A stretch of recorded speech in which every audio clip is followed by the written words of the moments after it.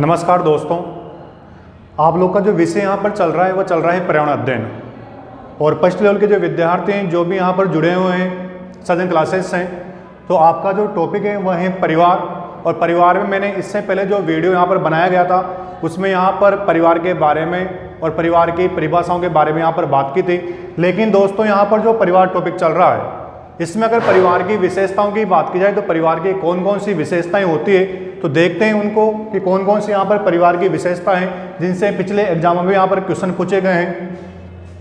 तो परिवार की विशेषताओं की बात की जाए दोस्तों, तो पहली यहाँ पर विशेषता होती है परिवार की। परिवार समाज की सबसे छोटी इकाई है। परिवार समाज की सबसे छोटी इकाई है। परिवार समाज की सबसे छोटी इकाई है। तो यहाँ पर सबसे जो छोटी इकाई माना गया है समाज की, वो किसको माना गया है? परिवार। क्योंकि यहाँ पर जब व्यक्ति से व्यक्ति जुड़ता है तो परिवार का निर्माण होता है, और जब परिवार से परिवार जुड़ता है तो समाज का निर्माण होता है। तो इस आधार पर यहाँ पर जो विशेषता बनती है वो ये बनती है कि परिवार समाज की सबसे छोटी इकाई है। अगली विशेषता की बात की जाए दोस्तों, तो अगली विशेषता होती है परिवार समाज की आधारभूत इकाई है। तो परिवार समाज की क्या मानी गई है? आधारभूत इकाई। परिवार समाज की आधारभूत इकाई है। तो यहाँ पर अगली जो विशेषता है वह है यहाँ पर परिवार समाज की आधारभूत इकाई है। अगली नेक्स्ट जो विशेषता है परिवार की वह है दोस्तों यहाँ पर परिवार जातीय व्यवस्था। परिवार जातीय व्यवस्था व मानव संगठन की मौलिक इकाई है। परिवार जातीय व्यवस्था व मानव संगठन की मौलिक इकाई है। मौलिक इकाई है। तो परिवार को यहाँ पर जो शुरुआत मानी जाएगी जातीय व्यवस्था की, वो कहाँ से मानी जाएगी? परिवार से। और मानव संगठन का जो प्रारंभिक रूप देखने को मिलता है वो भी कहाँ पर मिलता है? परिवार में। तो इस आधार पर कहा जाता है कि परिवार जातीय व्यवस्था व मानव संगठन क्या है? मौलिक इकाई है। अगली जो परिभाषा है दोस्तों वह है यहाँ पर परिवार बालक की प्रथम पाठशाला है। परिवार बालक की प्रथम पाठशाला है। तो यहाँ पर परिवार को बालक की क्या माना गया है? प्रथम पाठशाला। क्योंकि बालक परिवार में रहकर ही बड़ों का आदर सम्मान करना, अतिथियों का आदर सम्मान करना, प्राणी मात्र के प्रति दया की भावना रखना, मिलजुल कर रहने की भावना आदि गुणों का विकास करता है। तो इस आधार पर कहा जा सकता है यहाँ पर कि परिवार बालक की क्या है? प्रथम पाठशाला है। नेक्स्ट यहाँ पर इसमें अगली जो विशेषता है वह है यहाँ पर इसमें परिवार बालक के सामाजिक जीवन की। परिवार बालक के सामाजिक जीवन की प्राथमिक इकाई है।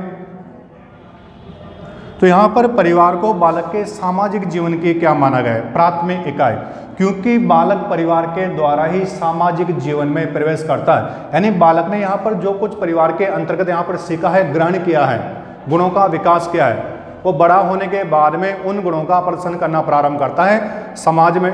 तो यहाँ पर इस आधार पर यहाँ पर जो विशेषता मानी गई वो है परिवार बालक के सामाजिक जीवन की क्या है? प्राथमिक इकाई है। क्योंकि बालक परिवार के द्वारा ही सामाजिक जीवन में प्रवेश करता है। नेक्स्ट यहाँ पे इसमें अगली जो विशेषता है परिवार में रहकर ही बालक परिवार के रीति रिवाज, संस्कार आदि गुणों को सीख पाता है। तो समाज के यहाँ पर जितने भी रीति रिवाज हैं, संस्कार हैं, उन सबको वो कहाँ पर सीख पाता है? परिवार के अंदर ही। तो यहाँ पर अगली विशेषता बन जाएगी बालक परिवार में रहकर ही समाज की परंपराओं रीति रिवाज वह संस्कारों को सीख पाता है। वह संस्कारों को सीख पाता है। तो बालक कहाँ पर रहकर समाज की परंपराओं, रीति रिवाज और संस्कारों को सीख पाता है? परिवार में रहकर। अगली यहाँ पर जो विशेषता है परिवार की वह है यहाँ पर विवाह संबंधों के बाद ही परिवार अस्तित्व में आता है। तो परिवार जो अस्तित्व में आएगा वो कब आएगा? विवाह संबंधों के बाद ही।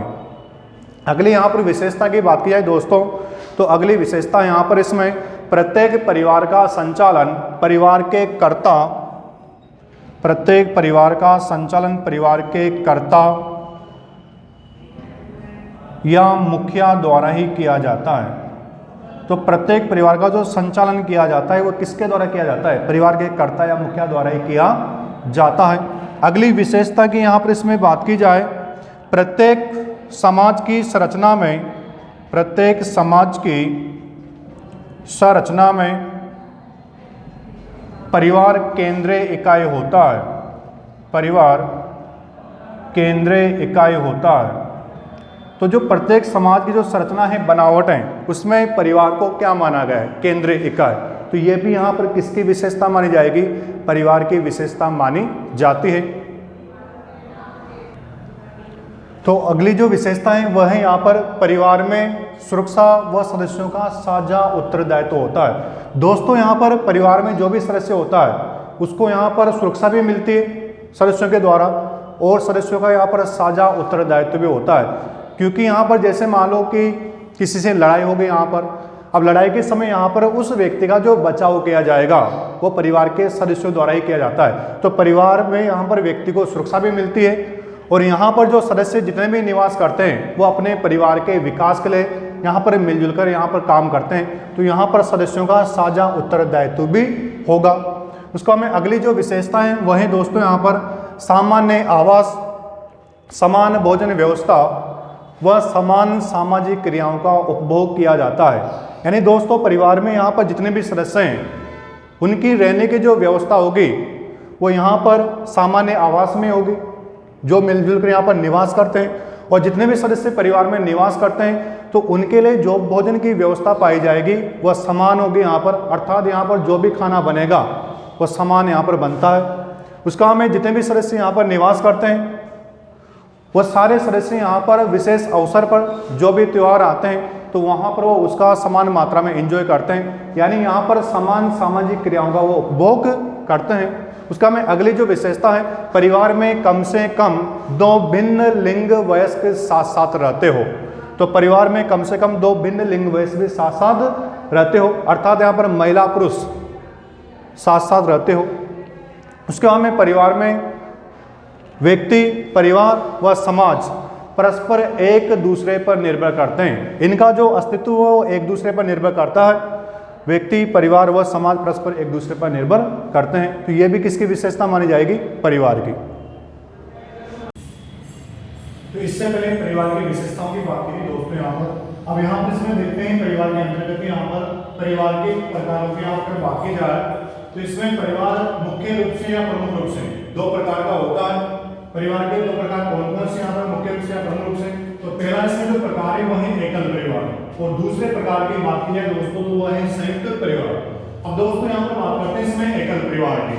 एकल परिवार को किस किस नाम से जाना जाता है या क्या क्या इसके उपनाम है? तो एकल परिवार को केंद्रीय परिवार, नाभिक परिवार, दाम्पत्य मूलक परिवार, एकाकी परिवार, मूल परिवार आदि उपनामों से भी जाना जाता है। एकल परिवार की बात की जाए तो एकल परिवार जिसमें माता पिता के साथ साथ उनकी अविवाहित संतान भी निवास करती हो। तो यहाँ पर दोस्तों माता पिता के साथ साथ उनकी जो अविवाहित संतान है वह अविवाहित संतान भी यहाँ पर निवास करते हैं। तो ऐसे परिवार को कहा जाता है एकल परिवार, जिसमें माता पिता के साथ साथ उनके अविवाहित संतान भी निवास करते हो। कौन सा परिवार कहलाएगा? एकल परिवार। एकल परिवार की यहाँ पर बात की जाए तो यह परिवार का छोटा रूप होता है। तो एकल परिवार को यहाँ पर क्या माना गया है? परिवार का छोटा रूप। और एकल परिवार के यहाँ पर गुण की बात की जाए तो एकल परिवार के क्या क्या गुण होते हैं और एकल परिवार के क्या क्या दोष माने जाते हैं? तो एकल परिवार के यहाँ पर गुणों की बात की जाए तो इसका जो पहला गुण माना जाता है, ऐसे परिवारों में व्यक्ति स्वतंत्र रूप से अपना जीवन व्यतीत कर सकता है। ऐसे परिवारों में बच्चों में आत्मनिर्भरता व निर्णय लेने की क्षमता का विकास हो पाता है। तो ये जो गुण माने जाएंगे किसके माने जाएंगे? एकल परिवार के। जबकि यहाँ पर एकल परिवार के दोष की बात की जाए तो इसके जो दोष माने जाते हैं, इसमें पहला जो दोष है वह है यहाँ पर दोस्तों, ऐसे परिवारों में बच्चे एकांकी व अंतर्मुखी बन जाते हैं। तो एकल परिवार में जो निवास करने वाले बच्चे होते हैं वो बच्चे एक तो एकांकी को क्या बन जाते हैं, अंतर्मुखी बन जाते हैं।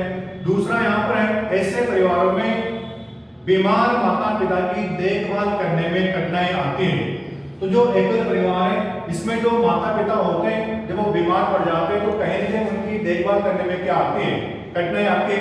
अगला यहाँ पर जो दोस्त माना गया है वही दोस्तों यहाँ पर ऐसे परिवारों के बच्चे परिवार के जो सदस्य हैं उनका महत्व नहीं समझ पाते हैं। तो यहाँ पर कहीं न कहीं परिवार के सदस्यों का महत्व का अभाव पाया जाता है और ऐसे परिवारों के जो बच्चे होते हैं उनमें संस्कारों का अभाव होता है। तो ये जो माने जाएंगे किसके दोस्त माने जाएंगे, एकल परिवार के दोस्त माने जाते हैं। जबकि संयुक्त परिवार की बात की जाए तो संयुक्त परिवार को समृद्ध परिवार भी कहा जाता है। तो संयुक्त परिवार को अगर अन्य नाम की यहाँ पर बात की जाए तो इसको क्या कहा जाता है, समृद्ध परिवार भी इसको कहा जाता है। अब संयुक्त परिवार किसे कहा जाएगा, तो सामान्य शब्दों की यहाँ पर बात की जाए जिसमें दादा दादी, ताऊ ताई, माता पिता, चाचा चाची व उनके साथ उनकी संतान भी निवास करते हो, ऐसे परिवार को किस नाम से जाना जाता है, संयुक्त परिवार कहा जाता है। या फिर दूसरे वे में यहाँ पर बात की जाए जिसमें 2 या 3 पीढ़ी से अधिक सदस्य साथ साथ निवास करते हो तो ऐसे परिवार को भी क्या कहा जाता है, संयुक्त परिवार कहा जाता है। उसके बाद में यहाँ पर मैक्स मूलर की बात की जाए तो मैक्स मूलर ने संयुक्त परिवार को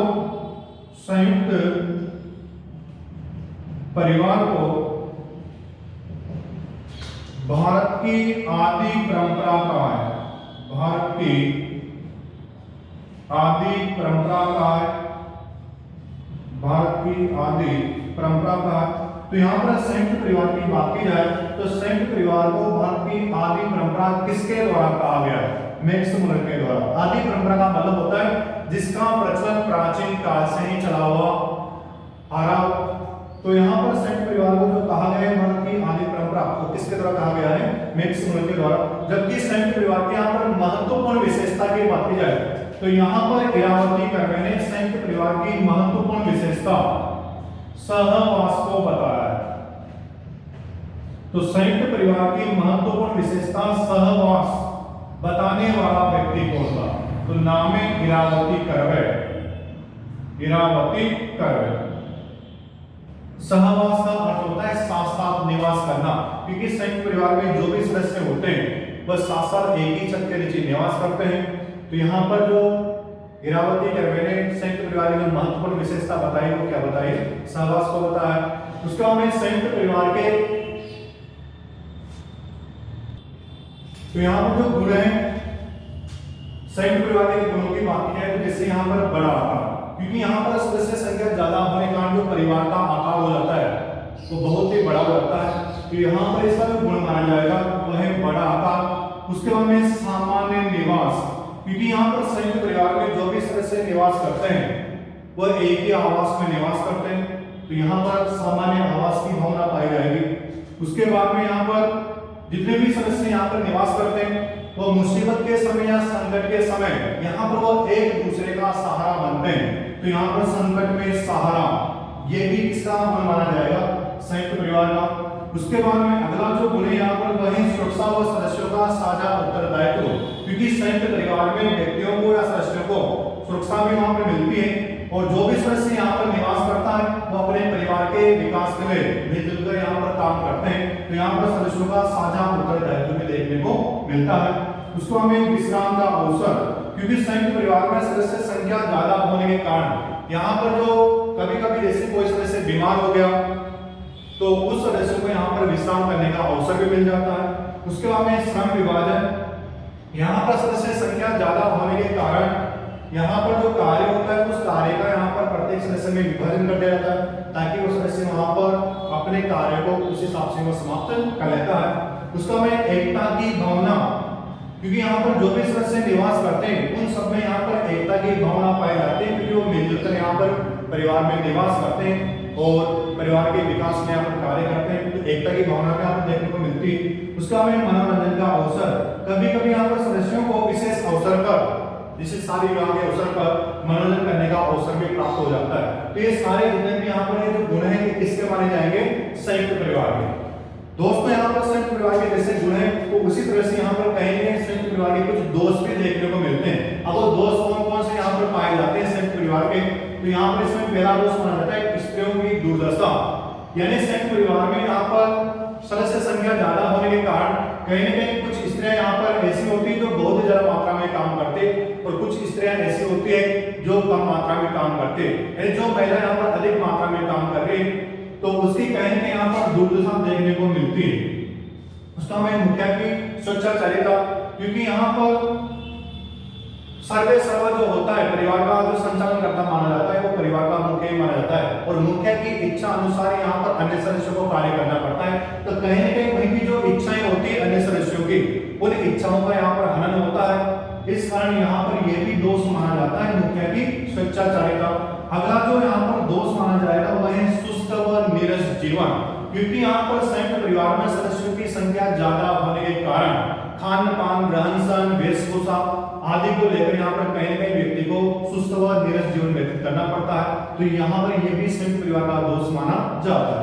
अगला जो यहाँ पर दोष माना जाएगा वह है एकांत का अभाव, क्योंकि यहाँ पर सदस्य संख्या ज्यादा होने के कारण कहीं न कहीं जो सदस्य होते हैं उनको एकांत स्थान का यहाँ पर अभाव भी झेलना पड़ता है। तो ये भी यहाँ पर किसका दोष माना जाएगा, संयुक्त परिवार का। उसका में अगला जो यहाँ पर इसमें दोष वो है गोपनीय स्थान का अभाव। जैसे मान लो कोई नया सदस्य है उसका विवाह हो गया तो नहीं यहाँ पर अगर देखा जाए तो कहीं गोपनीय स्थान के अभाव के कारण वो अपने यहाँ पर दिल की बात नहीं कर पाते हैं और कहीं न कहीं यहाँ पर जो पति पत्नी होते हैं उनके बीच में यहाँ पर दूरियां पैदा हो जाती है। तो ये भी यहाँ पर संयुक्त परिवार का क्या माना जाएगा, दोष माना जाता है। उसका हमें व्यक्ति के विकास में बाधक, यानी संयुक्त परिवार में व्यक्ति अपने स्वयं का विकास नहीं कर सकता, क्योंकि यहाँ पर जो भी विकास होता है वह संयुक्त रूप से यहाँ पर विकास होता है, सभी का विकास होता है। तो कहीं न कहीं यहाँ पर व्यक्ति के विकास में यहाँ पर संयुक्त परिवार को भी बाधक माना जाता है। तो ये भी किसका दोष माना जाएगा, संयुक्त परिवार का। उसके हमें अगला जो यहाँ पर है दोष वह है अंधविश्वास की भावना, अंधविश्वास की भावना, क्योंकि संयुक्त परिवार में यहाँ पर बहुत सारे सदस्य होते हैं, दादा दादी होते हैं, यहाँ पर माता पिता होते हैं। तो कहीं न कहीं ऐसे परिवारों में अंधविश्वास की भावना पाई जाती है और इसी अंधविश्वास के कारण कभी कभी यहाँ पर सदस्यों के साथ में बुरी घटना भी घटित हो जाती है। उसका हमें अगला यहाँ पर जो दोष माना जाएगा वह है अनियंत्रित प्रजनन, अनियंत्रित प्रजनन। तो अगला जो दोष है वह है अनियंत्रित प्रजनन। दोस्तों यहाँ पर संयुक्त परिवार की बातें है तो संयुक्त परिवार में यहाँ पर जैसे दादा दादी होते हैं, बड़े बुजुर्ग व्यक्ति होते हैं, तो कभी कभी उनके चक्कर में यहाँ पर व्यक्ति अनियंत्रित प्रजनन की प्रक्रिया भी यहाँ पर अपना लेता है, जिसके कारण यहाँ पर कहीं न कहीं भारत की जो जनसंख्या है उसमें भी बढ़ोतरी देखने को मिलती है। तो ये भी संयुक्त परिवार का एक दोष माना जाता है।